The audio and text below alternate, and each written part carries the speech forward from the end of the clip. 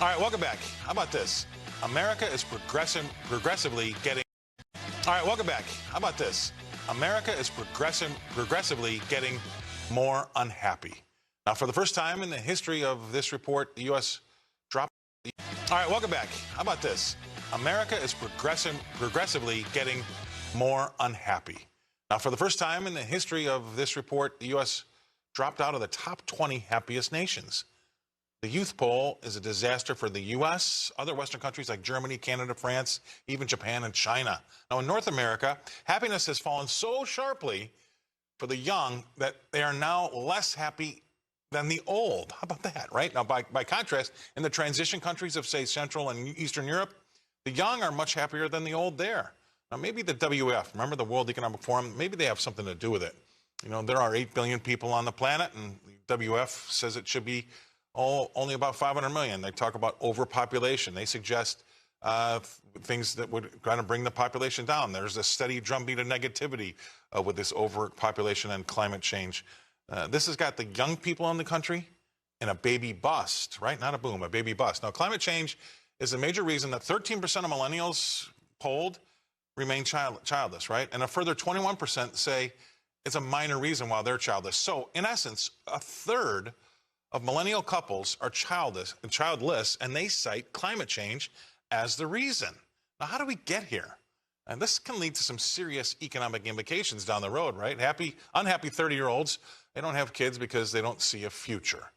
In the U.S., that's not good. Those age 30 and younger, they believe that they're going to be worse off than their parents.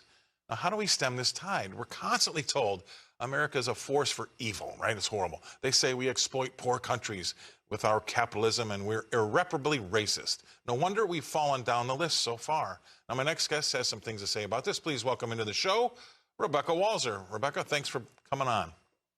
So glad to be here. All right.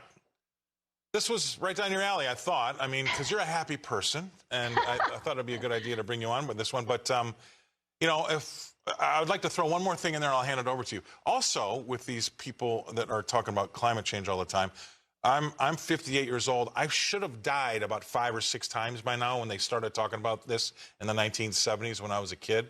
So that's also hanging over some of these people's heads. They genuinely believe AOC when she says the world's ending in 8 years.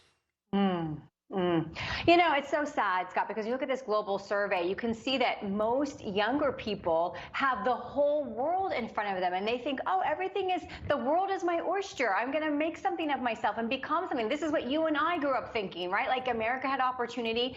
And this is the time that we're seeing that the millennials and the Gen Zers are actually more pessimistic and more negative than Gen X like me and the baby boomers.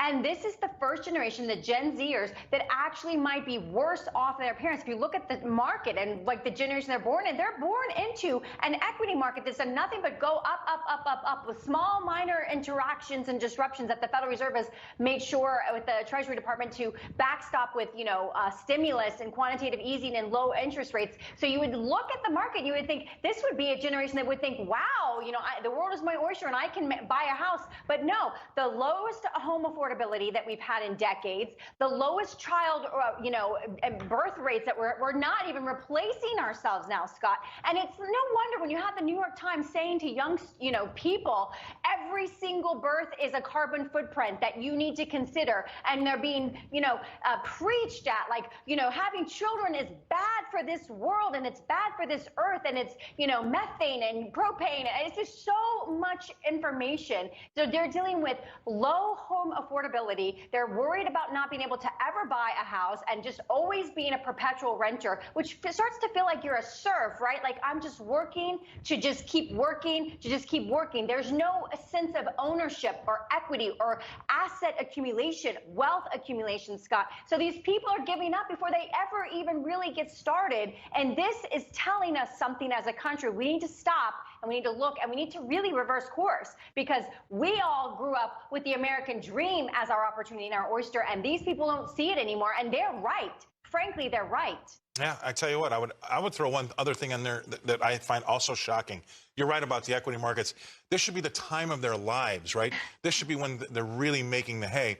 But we find more and more young people are all too willing to get off of that ladder and accept a universal basic income for the rest of their lives. They've traded in their hopes and their dreams for a set amount of cash from the government, which I find terribly soul destroying. So they can't go buy that house and go, what do I need to do to make sure I can afford that? They just don't care anymore, and they give up because it's too expensive to have kids. It's bad for the climate to have kids. We're just going to live our lives rent forever and not really accumulate any wealth. That has got to be depressing.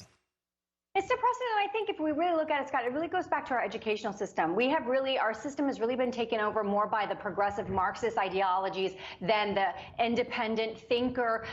You pull yourself up by your bootstraps and you make your own opportunity, and America's the country to give you those opportunities. That has all really changed in our higher education, and it's much more about class warfare.